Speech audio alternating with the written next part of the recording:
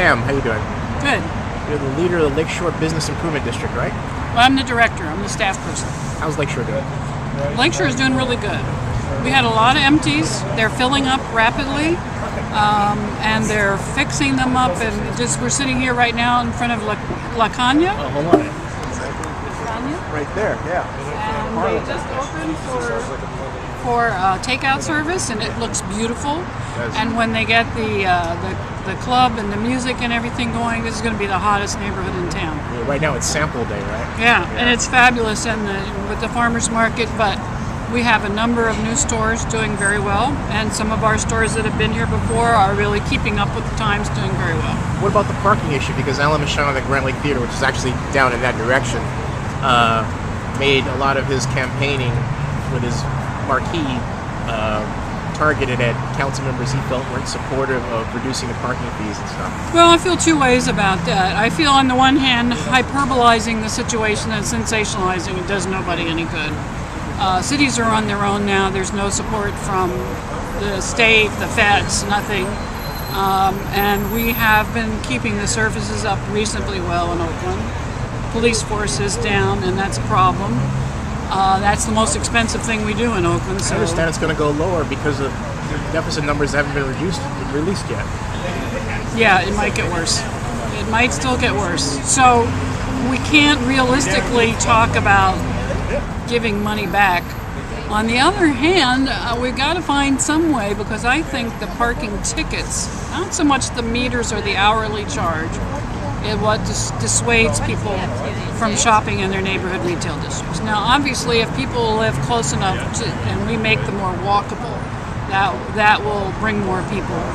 But people aren't going to go do major purchases, or if they stop at a destination shop like Farmer Joe's or a Trader Joe's, usually there's parking there. But if they're just stopping at a neighborhood store, pick up their dry cleaning, and they see, oh, I like that shop, or I saw a friend, I want to have coffee, and they're in a meter, they're not going to do it, because the anxiety that people experience is counterproductive to leisurely shopping and buying a few extra things. Because if you buy something for $20, $40, $100, and you come back and find you got another $58, and it's one thing when the tickets were $27 or $35, and you got a ticket because you'd say, damn, it's my fault, I should have plunked another quarter.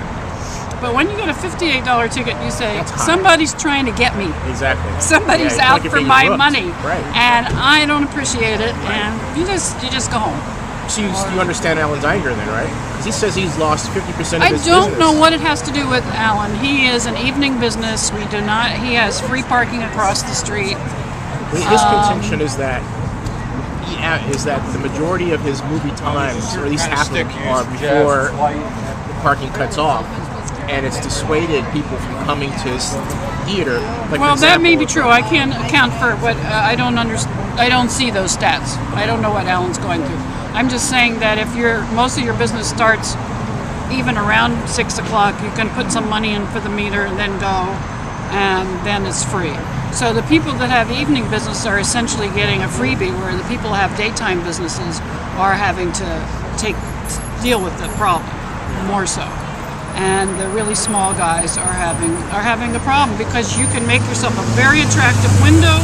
You can have the best customer service, but when you go to a mall, you don't see clocks. There's a reason you don't see clocks, is because people don't relax and spend money if they're focused on what they have to do next. And here in Oakland, they're focused on when is that ticket going to hit them.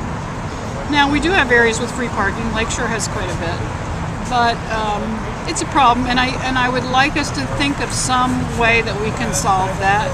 But I think it's going to have to be something we solve ourselves, and not going to be anything forthcoming from the state, because it's just not a good way to increase sales tax. But we're stuck with a very bad revenue picture and a very bad way of raising revenue in California. We're going to have to take responsibility for that and get involved with the state and get involved with taxes where they ought to be, oil depletion allowance and things like that. So that's just coming back to Lakeshore. Do you have any idea how Lakeshore has changed over 10 years? Like, because just anecdotally, are we more restaurants, less? What, you know? No, actually, we could use more fine dining, less daytime snack restaurants. There's only so many people you can feed snacks and sandwiches to. How many You run out cafes of do we people. have on Lakeshore? We have the coffee houses are different. They're popular, but it's like we can't need it. We don't need any more pizza or sandwich shops. Easy told me they don't have as much late night business, and one of the reasons we only have Meze for the later night Which is eating. way down the street. You know, though Right. we have Linja, and of course we have Flavors of India. But if we had another restaurant that drew like that, then that would make it. Although Easy is kind of switching, they told me to having a menu, a happy hour menu, and more happy hour folks. Food? Yeah. Where's the kitchen? Well, they're doing it using commercial kitchen. They're going to do that. And Meze has got a good happy hour menu too. So you know, if merchants know how to adapt, and if they make their business up to date and attractive, then I think they think they're starting to do better now. There's an uptick. It's not huge, and you have to be very careful about your inventory and your hiring, and you have to still spend money on marketing. But Lakeshore has really picked up, and a lot of parts of the city I have. gotta ask you a question. Does the Grand Lake Farmers Market over here help or hurt Lakeshore? It depends on what merchant you ask and when they do their best business.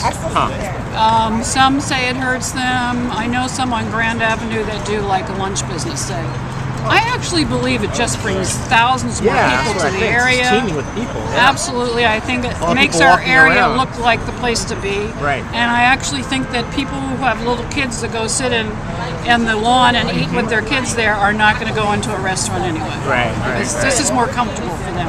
So we're just providing all different types of experiences, and that can't be anything but good. Yeah, thanks.